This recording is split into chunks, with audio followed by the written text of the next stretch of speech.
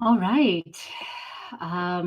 Welcome to today. I am talking about relationship patterns, things that you do that you really get pissed off at yourself because you do it.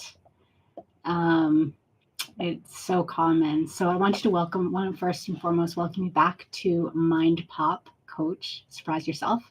I'm Elizabeth. Today we're diving into a topic that many women and couples struggle with, which is the frustration around household responsibilities, communication breakdowns, and patterns that leave one partner doing everything while the other partner is checked out or appears to be checked out.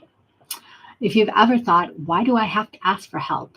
Or why doesn't he just know what to do?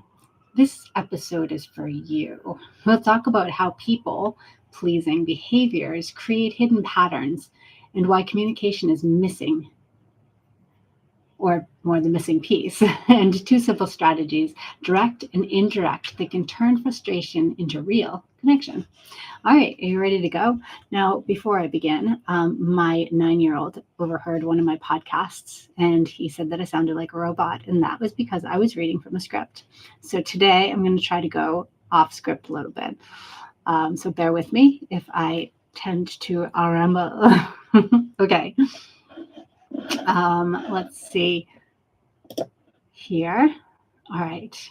Hold on one second. Just sort of gathering here. Where's my otter? Wow. Oh, here we go. Here we go. Okay.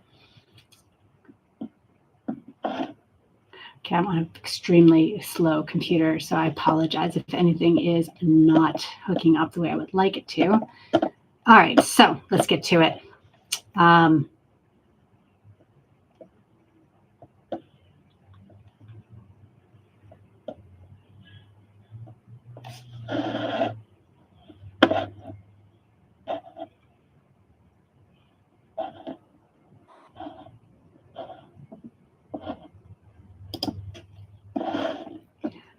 All right, let's start with a common situation. Your partner comes home after a rough day and you want to make him feel better. We're going to use male female just in the light of this idea. So you make him dinner and he appreciates it and you feel good because you helped. You helped make him not feel bad. Over time, though, this might turn into a pattern because you've learned that when he has a bad day, if you make him dinner, that this becomes something that makes life better. Although, like everything, the first time is always the best. So now, whenever he is in a bad day, you step in, you cook, you carry the weight. And what starts as kindness becomes expectation. And instead of appreciation, you may even feel guilt if you don't do it. And suddenly, you're not just helping out, you're exhausted and resentful, and you're stuck in this stupid cycle. So that doesn't work. So people pleasing often sets this up without us realizing it because we're really happy. We do the happy things so we can have a dopamine rush, and that makes us feel good. And over time, helping turns into obligation rather than appreciation. And when kids enter into the picture, the imbalance becomes overwhelming. Arguments don't solve it because they just reinforce the same fight. So let's look at this scenario and let's take both a direct and an indirect approach. And I'm going to go through each one because there's two types of approaches. One will feel more comfortable for you than another one, and most likely the second one will be. So stay tuned for that one, but I'm going to go through the first one now. So the direct approach. Sometimes the best way forward is direct communication. Not in the middle of a fight, but as a calm time. You want to share the pattern, like tell them what you're learning here today, not while you're in the middle of fighting, but when you're in a calm space. So maybe you say back in the beginning, when you had rough days, I helped by cooking dinner. You appreciated it and that felt good to me, but over time it turned into an expectation. And I need us both to share the load, especially now that we have kids and a busy life. So let's figure out a better balance. This kind of honesty helps your partner understand how the pattern started, and it opens the door for change because they don't even realize how the pattern started either. Like nobody's doing this thing out of maliciousness, meanness, unkindness. Everyone feels valid in their feelings. And that is first and foremost. Everyone in these situations feels justified. In my imaginary land, the guy feels justified because he feels like he's worked really hard all day. He feels justified sitting on the couch. She's worked really hard all day. She feels justified that he helps out in the kitchen. It's all valid. Everybody's feelings are valid. It's just a matter of getting where you need to go. That will be the most helpful.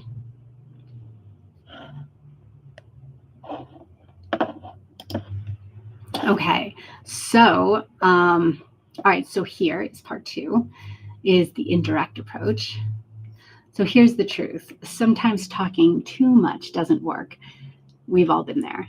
I think I tell my clients more often than not to please stop saying so many words. Get simple. Both men and women, get simple. If you've said these words a million times, they know them. You just have to get simple. Simply say things. So when words just sound, this is when people start talking about nagging. Nobody wants to be a nag, but simplicity. If you're not getting your point across, you're using too many words. So slow it down and get your words together. Don't keep rambling.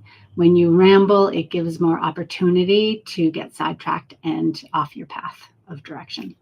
Okay, so keeping with this indirect approach. So instead of a big sit down, let's talk hallmark moment, try inviting your partner into the action. When he comes home grumpy, instead of letting him sit on the couch, not letting him, but just be like, hey, oh, wow, you look like you've had a bad day. Like, connect on it, because they probably have had a bad day. It's rough out there. Connect and say, wow, it sounds like you've had a really bad day. What was the worst part? And listen. And then then say, hey, can you come cut this celery up? I want to hear more. This is an indirect approach because it helps you cook and communicate. See, we're doing the C's here. And there's this extra bonus that if you have children, he's now helping, you're now talking together, and you're connecting. And these little kids' eyes, if so they decide to see this, which they see so much, they actually see teamwork in action. They actually see this indirect communication, but it works beautifully. They don't see this one person on a couch and this one person in a kitchen. They see a collaboration.